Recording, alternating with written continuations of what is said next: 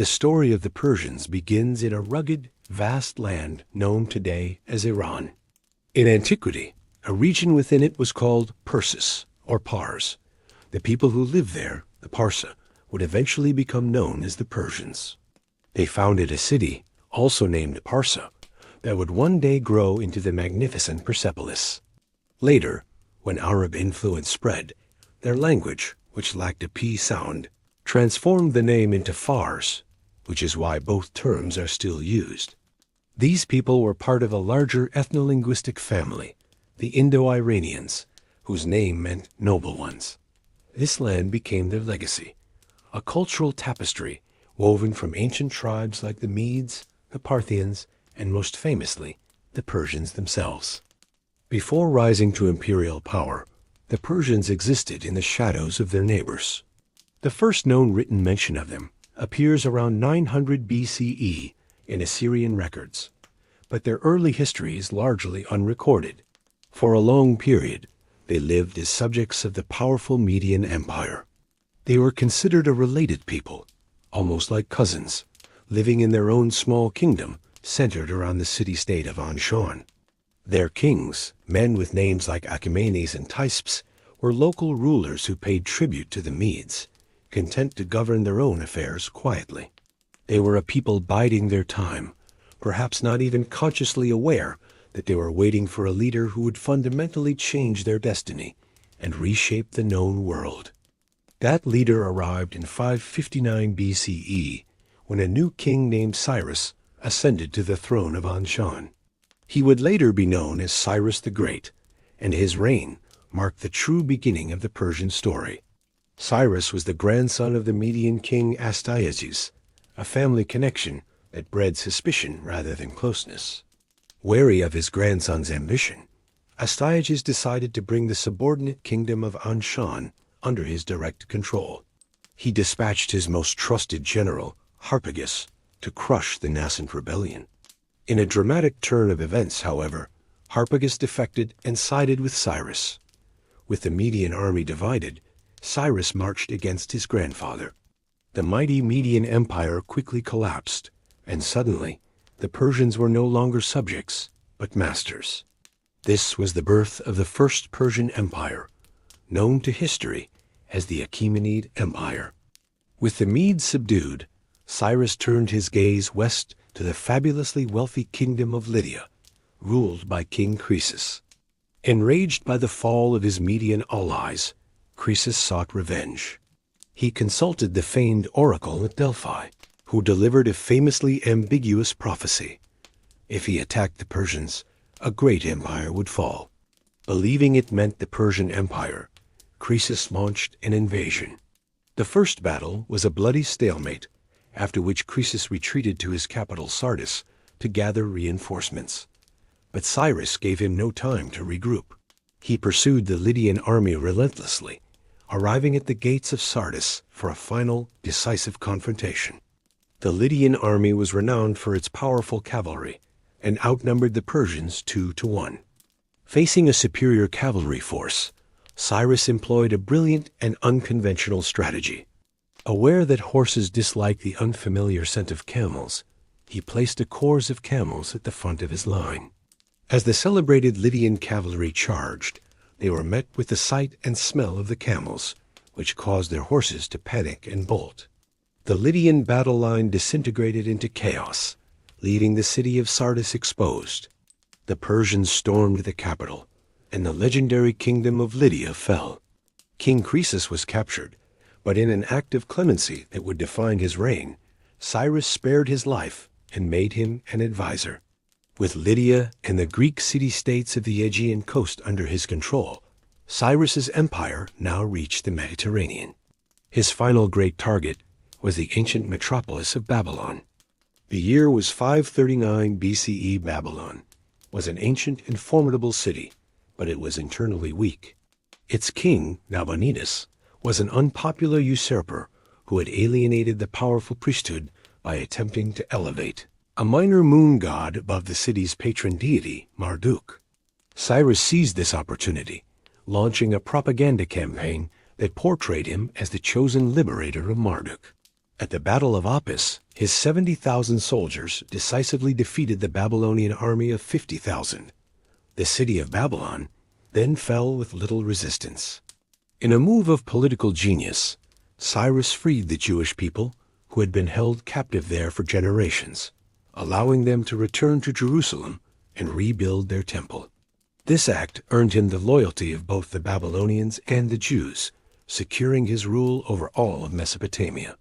The Persian Empire had become the largest the world had ever known. However, great success can lead to overconfidence. Cyrus next turned his attention to the vast steppes of Central Asia, home to the nomadic Mesogetae, who were ruled by the warrior queen Tamris Katan. He proposed marriage as a pretext for annexation, but she refused. Spurred on by the exiled king Croesus, Cyrus opted for war. He marched into her territory and set a cunning trap. He established a lavish camp filled with wine and staged a mock retreat. Tamris's son, Spargopizes, led an attack, easily overrunning the camp. He and his men, unaccustomed to wine, drank heavily and fell into a stupor. This was the moment Cyrus was waiting for. He returned with his main force, slaughtered much of the Mesogetae army, and captured Spargopizes, who later took his own life in shame.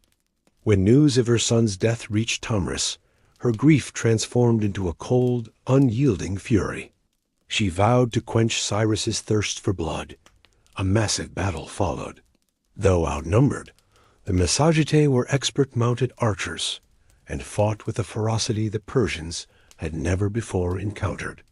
The battlefield became a maelstrom of arrows and steel. Even the famed immortals, the 10,000 elite soldiers of the king's personal guard, could not withstand the relentless assault of the Mesogetae cavalry. Cyrus attempted to flee, but was surrounded. His army was annihilated, and Cyrus the Great, the conqueror of empires, was killed on the battlefield. True to her vow, Tamris found his body, had his head severed, and plunged it into a wineskin filled with blood. Following Cyrus's death in 530 BCE, his son, Cambyses II, inherited the throne. While many expected him to seek revenge against the Mesogetae, Cambyses had his sights set on a different prize, the ancient and wealthy land of Egypt, a conquest his father had long planned. He first secured the strategic island of Cyprus before advancing on Egypt. His timing was perfect. The old pharaoh had recently died, leaving his inexperienced son, Psamtik III, to defend the kingdom. The armies met near the city of Pelusium in a battle that became a rout for the Egyptians. Psamtik III was captured and later took his own life. By 525 BCE, the millennia-old civilization of Egypt was reduced to a Persian province. Cambyses continued to expand the empire in Africa, but his reign was cut short. In 522 BCE, he died in Syria from an infected leg wound while returning to Persia to quell a rebellion. The death of Cambyses, who left no heir, plunged the empire into a period of chaos. From this turmoil, a distant cousin named Darius emerged to seize the throne. He too would be known as the Great, less for his conquests and more for his administrative genius. Recognizing that such a vast empire needed a sophisticated structure, he divided it into provinces called satrapies, each governed by a satrap. He standardized taxes and introduced the empire's first currency, gold darics and silver sigloi. He invested heavily in infrastructure, building the royal road, palaces, and canals to connect his domains. He solidified control over Egypt and expanded the empire east into the Indus Valley.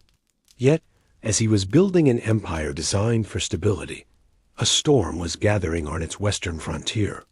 The Greek city-states of Ionia, located on the coast of modern-day Turkey, had long chafed under Persian rule.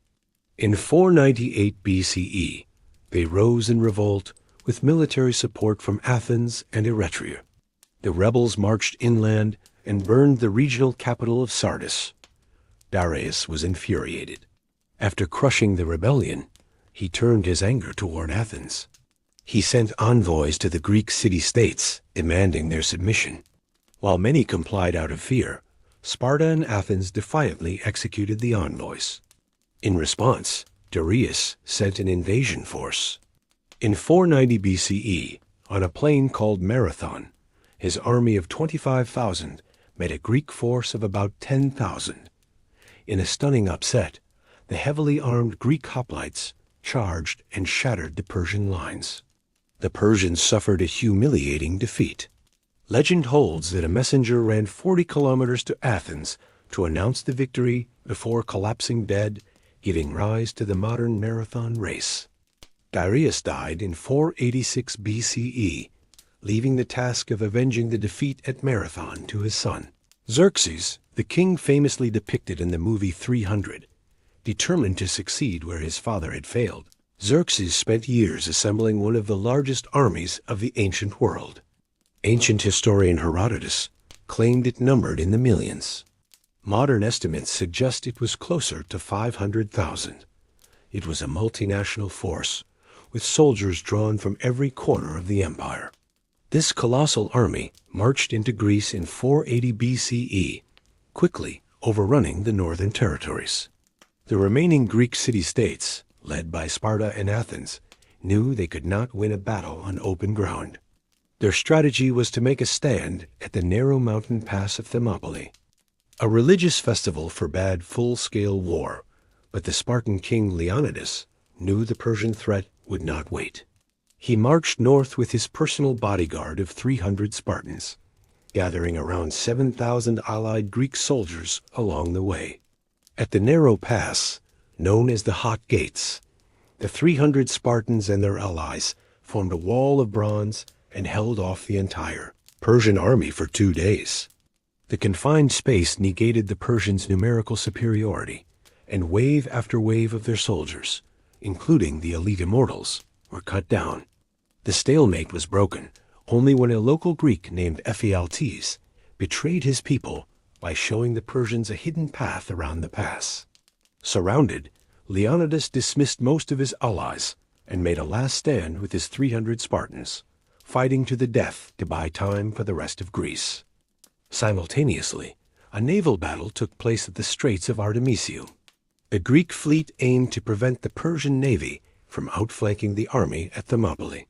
The Persian fleet was damaged by storms before the battle, and the ensuing fight was inconclusive.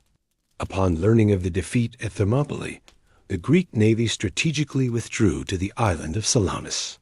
The citizens of Athens, now in the direct path of the Persian army, also evacuated to the island.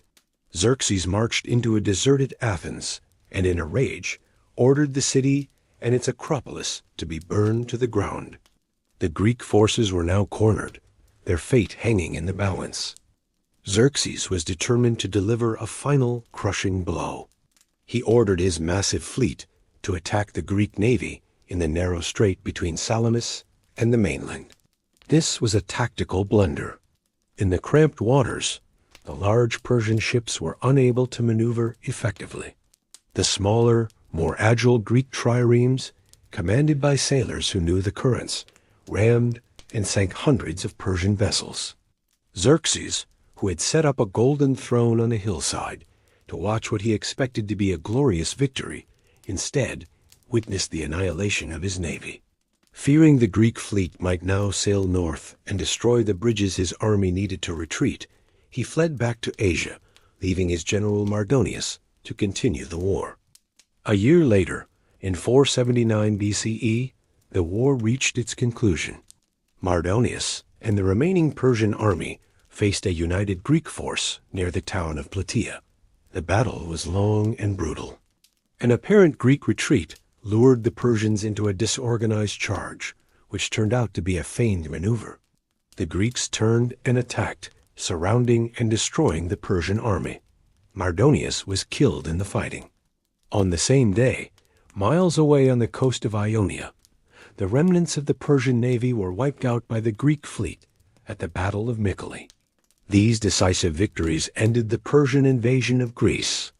Years later, in 465 BCE, Xerxes himself was assassinated in a palace coup, a bitter end to his reign. The decades following the Greco-Persian Wars marked a period of slow decline for the Achaemenid Empire. A succession of kings ruled over a vast but stagnating realm. Meanwhile, in the northern kingdom of Macedonia, a new power was on the rise. In 336 BCE, a 20-year-old prodigy named Alexander, tutored by the philosopher Aristotle, ascended to the throne. He inherited a formidable army and an ambition to conquer the Persian Empire. He crossed into Anatolia and began a lightning campaign that would forever change the course of history. He defeated Persian forces at the Granicus River, then again at the Battle of Issus, where he faced King Darius III himself. He conquered the Levant and was welcomed in Egypt as a liberator. In just 4 years, Alexander the Great had seized the western third of the Persian Empire. He then marched into its heartland. At the Battle of Gaugamela, he faced Darius III for the last time. Despite being heavily outnumbered, Alexander's brilliant tactics secured a decisive victory. Darius III fled, but was later assassinated by one of his own satraps, Bessus.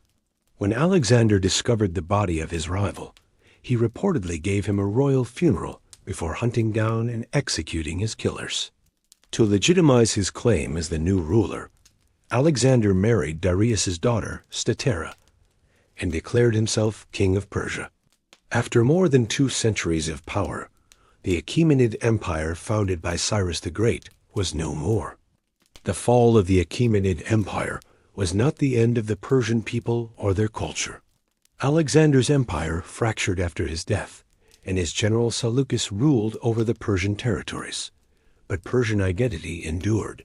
Eventually, a new native power, the Parthians, rose in the east to create a second Persian empire. They were succeeded by the Sasanians, who forged a third Persian empire that stood as a great rival to Rome for centuries. This dynasty ruled until the Arab conquests of the 7th century CE. The legacy of ancient Persia is one of remarkable resilience, a culture so profound that it could be conquered but never erased. Today, its monumental ruins still speak of its former glory. The ruins of Persepolis, the empire's ceremonial capital, stand as a testament to its grandeur. Construction began under Darius the Great around 521 BCE, with subsequent kings adding to its splendor. It was a place of immense power and beauty, where representatives from all subject nations came to pay tribute, until it was looted and burned by Alexander's army. Visitors can still walk through the monumental gate of all nations, past the towering columns of the Apadana Audience Hall, and admire the intricate stone reliefs on its stairways. These carvings depict an endless procession of soldiers, nobles, and delegates from every corner of the empire, frozen in time. Even in its ruined state, the city powerfully evokes the scale of the Achaemenid world. A short distance from Persepolis, 4 massive, cross-shaped tombs are carved into a cliff face. This is Nakshi Rustem, the necropolis of the greatest Achaemenid kings, including Darius the Great, Xerxes I, Artaxerxes I, and Darius II. Although the tombs were looted in antiquity, their exterior magnificence remains intact. Above each tomb entrance is a relief depicting the king standing before a sacred fire altar, upheld by figures representing the subject nations of the empire. Floating above the scene is the Faravahar, a winged symbol associated with the Zoroastrian faith. These silent, imposing monuments, carved directly from the living rock, are a profound statement of imperial power and divine right. The dominant religion of the Persian Empire was Zoroastrianism, one of the world's oldest monotheistic faiths, with roots stretching back possibly to 2000 BCE, founded by the prophet Zoroaster, or Zarathustra. It was centered on the worship of the single, universal God named Ahura Mazda. Many of its core concepts, a single creator, a cosmic struggle between good and evil, heaven and hell, a final judgment, and a messianic figure, are believed to have influenced the later development of Judaism, Christianity, and Islam. For over a millennium, From the time of the Achaemenids until the Islamic conquests, Zoroastrianism was the preeminent spiritual force across much of the Middle East. At the heart of Zoroastrian theology is Ahura Mazda, the wise Lord, the uncreated and benevolent creator of all that is good, including the cosmos and humanity. He is assisted in his work by 7 divine beings known as the Achaemenid, or holy immortals. These are not separate gods, but rather emanations or aspects of Ahura Mazda's own being. They include Spentamaynu, the Holy Spirit, Vohumana, good mind, and Ashavahishta, truth and order. Each presides over a specific aspect of creation: animals, fire, the sky, water, earth, and plants. And together they work to maintain the cosmic order, or Esha. Opposing Ahura Mazda and the forces of good is a primordial destructive entity known as Angramaynu, or Ahriman, the evil spirit. He is the source of all chaos, darkness, falsehood, and death. The entire universe is conceived as a great battlefield for the cosmic struggle between Ahura Mazda and Angramaynu. Just as Ahura Mazda has his Ameshaspentus, Angramaynu commands a host of demons, or devas, who embody negative forces like wrath, deceit, and despair. A Zoroastrian's life is seen as an active participation in this cosmic battle, where every good thought, good word, and good deed strengthens the side of good and weakens the forces of evil. A prominent symbol in Zoroastrianism is the Faravahar, a winged disc with a human figure at its center. Its precise original meaning is debated, but it is often interpreted as representing the Fravashi, a guardian spirit or divine essence that accompanies every human soul. It serves as a visual reminder of one's spiritual purpose. Another central element of the faith is fire. Zoroastrians do not worship fire.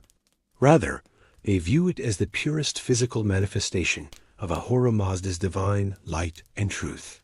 Sacred fires are kept perpetually burning in their temples as a focal point for prayer and ritual. Along with fire, the elements of water, earth, and air are also considered sacred and must be protected from pollution, making Zoroastrianism one of the world's first ecological religions. The Zoroastrian creation myth is a cosmic drama spanning 12,000 years. In the first 3,000-year period, Ahura Mazda creates a perfect spiritual world.